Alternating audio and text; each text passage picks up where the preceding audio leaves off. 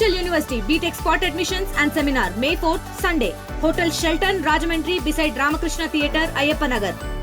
మన భారత ప్రధాని నరేంద్ర మోడీ గారు మన నాయకుడు జాతీయ అధ్యక్షుడు తెలుగుదేశానికి చంద్రబాబు నాయుడు గారి ఆహ్వానం మేరకు అమరావతి పునర్నిర్మాణ కార్యక్రమానికి శంకుస్థాపన చేయడానికి చేశారు. ప్రజలు, అధికారులు అందరూ ఏకతాటి మీద నిలబడి నరేంద్ర మోడీ గారిని హృదయపూర్వకంగా ఆహ్వానించారు. నిన్న చూసాం, అది ఒక మహాసముద్రంలాగా జనసంద్రం మరి వచ్చారు. రాష్ట్రం నలుమూలల నుంచి కూడా కొన్ని గంటలు కొన్ని వెహికల్స్ అయితే ఇంకా అక్కడికి రీచ్ అవ్వకపోయింది. టార్గెట్ 5 లక్షలు అనుకుంటే 5 లక్షలు దాటి వచ్చినటువంటి పరిస్థితి ఉంది. 2014-19 మధ్యలో మరి అమరావతి అన్ని పార్టీలు కన్సెన్సస్ తోటి అమరావతిని రాజధానిగా నిర్మాణం చేయాలని చెప్పేసి నిర్ణయం తీసుకున్నప్పుడు జగన్మోహన్ రెడ్డి కూడా ఆ రోజున రాజధాని 34 ఎకరాలు తీసుకోగలిగితే అమరావతిలో పెట్టండి అని చెప్పినారు. చెప్పి మళ్ళీ ప్రజలు తనకి అవకాశం ఇవ్వగానే ప్రజల్ని మోసం చేసి ఆ రోజు చెప్పాను నేను, 3 రాజధానులు అనేటువంటి మాట నాకైతే ఏం అర్థం కావట్లేదు. ఇక్కడి నుంచి ఆయన చీపురు పుల్ల కూడా తీసుకుని వెళ్ళలేడు. కానీ ఒకటే రీజన్ కనపడుతుంది, విశాఖపట్నం దోచేయటానికి తప్ప ఇంకొక రీజన్ కనపడతలేదు అని నేను ఒకరోజు అక్కడ శంకుస్థాపన ఆ రోజు చేసిన శిలాఫలకం దగ్గర ఒకరోజు నేను దీక్ష చేసి ఆ రోజు చెప్పినటువంటి మాట అలానే జరిగింది.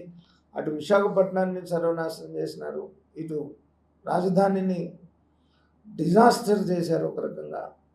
మళ్ళా ప్రజలు జగన్మోహన్ రెడ్డికి బుద్ధి చెప్పి మళ్ళీ ఎన్డీఏ ప్రభుత్వం, కేంద్రంలో నరేంద్ర మోడీ గారు, రాష్ట్రంలో మరి చంద్రబాబు నాయుడు గారు, పవన్ కళ్యాణ్ గారు, మోడీ గారి సహకారంతో మళ్ళీ రాజధానిని పునర్నిర్మాణం చేసుకొని ప్రపంచ స్థాయిలో ప్రపంచంలో ఒక మంచి మహానగరంగా తీర్చిదిద్దటానికి మరి వాళ్ళ చంద్రబాబు నాయుడు గారు కంకణం కట్టుకున్న దానికి నరేంద్ర మోడీ గారు కూడా మరి ఆయన అండగా ఉంటామని చెప్పేసి తెలిపినందుకు నరేంద్ర మోడీ గారికి అందరూ వచ్చి, ప్రజలంతా వచ్చి మీటింగ్ సక్సెస్ చేసినటువంటి ప్రజానీకానికి, అధికారులకి అందరికీ కూడా నేను హృదయపూర్వక ధన్యవాదాలు తెలియజేసుకుంటాను. రాజధానికి అప్పటికే 9,000 కోట్ల రూపాయల ప్రజాధనాన్ని చేయడం జరిగింది.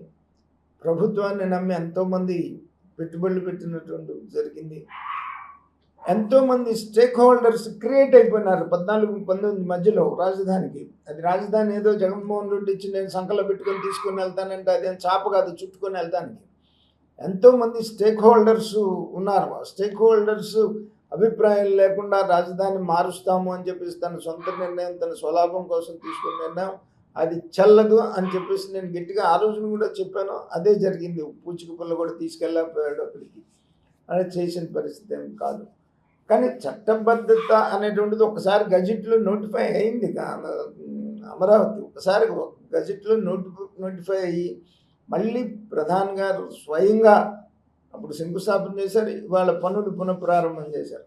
ఇక దాని గురించి ఎవరు ఆలోచించాల్సినంత అవసరం లేదు.